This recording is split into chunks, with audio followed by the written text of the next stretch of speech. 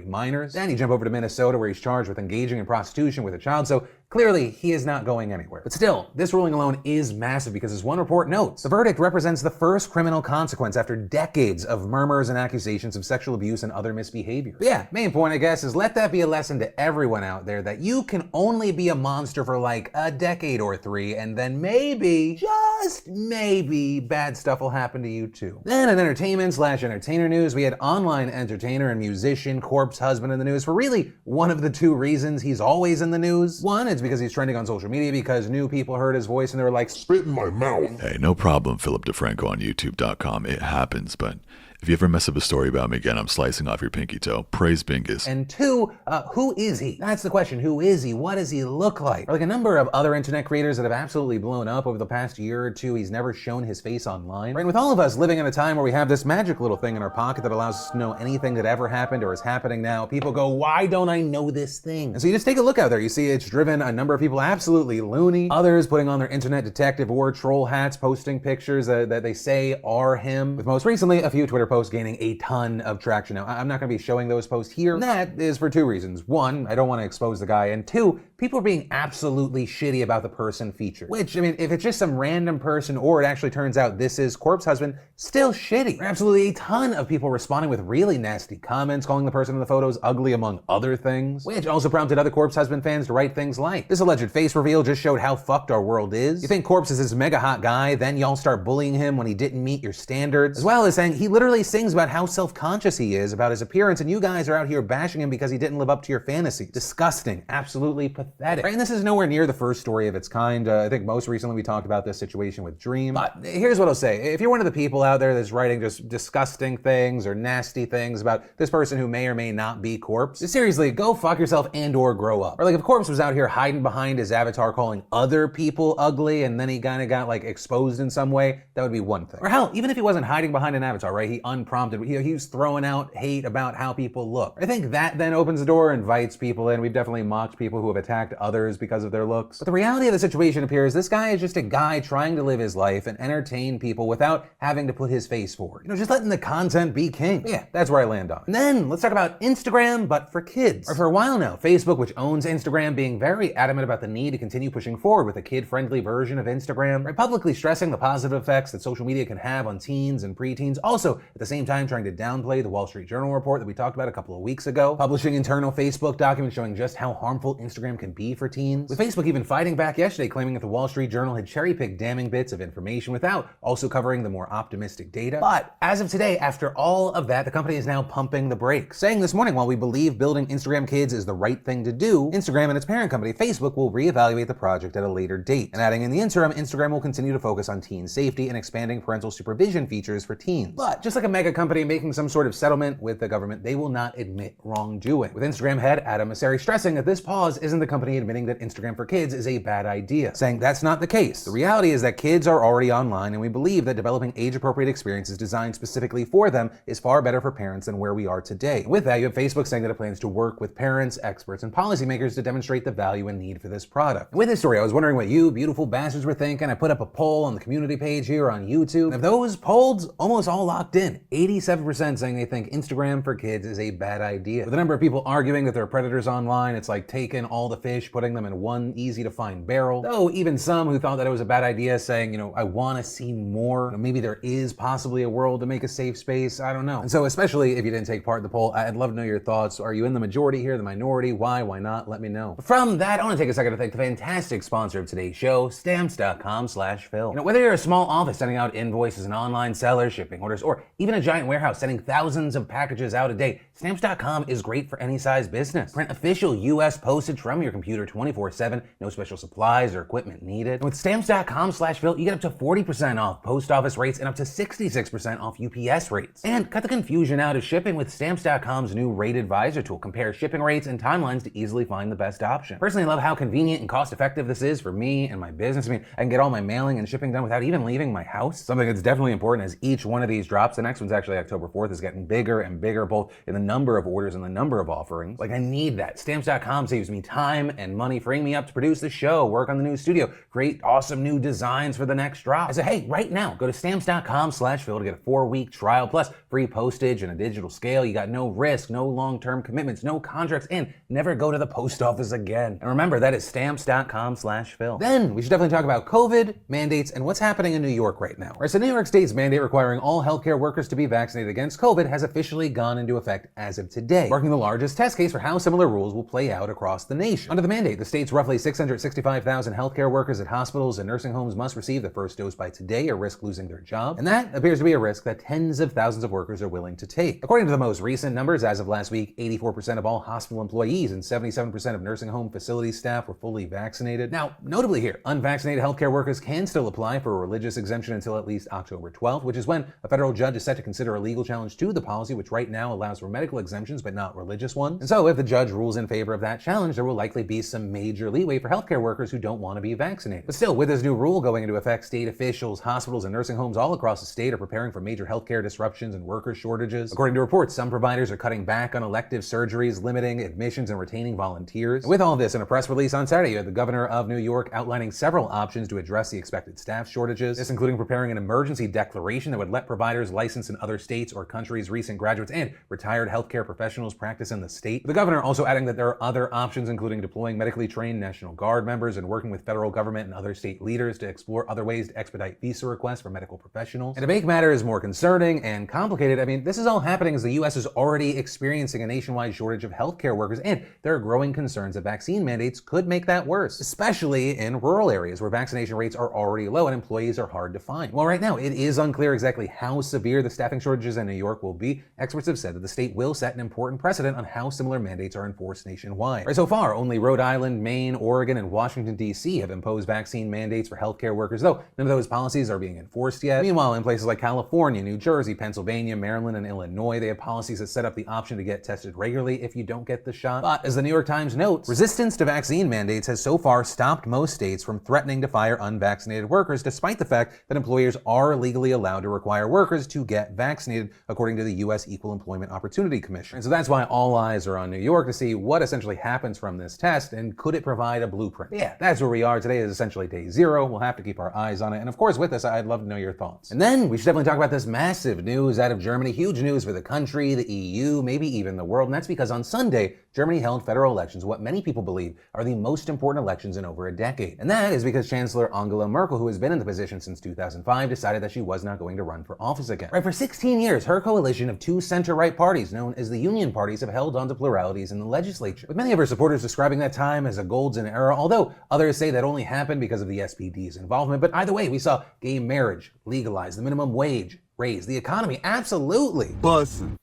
What? Bussin'? Y'all, we talked about this in the meeting. You can't just randomly insert Gen Z slang and think that's gonna give us younger viewers. You can't do that, and that's not who we are. Welcome to Factor Cap. Anyway, on Sunday, what we ended up seeing was the center-left Social Democratic Party managing to make the most of this opportunity. According to the preliminary results, it looks like the SPD have won 25.7% of the legislature seats, making it the largest party in parliament. While it may not seem like a lot to us Americans, right, we're in the two-party mindset, Germany has 8 parties represented in the legislature. Right? And so with the voting in this election, there are two big things. Right? The SPD did much better last time. They only got about over 20% of the vote. But also, because they don't have a clear majority, the SPD will now need to approach other parties to try and make a government. Olaf Scholz, the SPD's leader and possibly the next chancellor, sounding hopeful in a victory speech that the likely allies will be the Green Party and the FDP. And those preliminary talks, according to German media, seem to indicate that the plan is moving along nicely. But there is a chance that the Union parties could still manage to sneak in an alliance with those parties instead. And that is because most of these parties all adhere to relatively moderate politics and have a history of working together. As a matter of fact, the SPD and Union parties have been working together for almost the last 4 years, which may happen again if negotiations fail. And actually, on that note, this election is notable because many are calling it a win for moderate politics. The parties that are likely to form a government here are either center-left or center-right. You know, that is a very big deal because extremist politics have been on the rise, especially in Europe. And going into this, there were concerns that parties like Germany's far-right AfD would see big wins, but they ended up actually losing seats over the weekend. But all of this news is just the first step. I mean, as far as what happens next, it's going to take weeks or even months for a government to form. Angela Merkel staying in office until then. So for now, this is going to be something we keep our eyes on, but really we just have to wait and see how everything lands. Then, sticking with international news, we should definitely talk about the United Kingdom facing a real problem right now, right? A massive shortage of gas or petrol for the Brits that are watching. And the issue, as it turns out, is very simple. There just weren't enough truck drivers, which actually isn't unsurprising because many drivers were foreigners working in the UK. But after that little thing called Brexit, they had to go, and now the country is short by like 100,000 truck drivers. However, of note, most gas stations were actually still getting enough fuel for their communities. But, and this is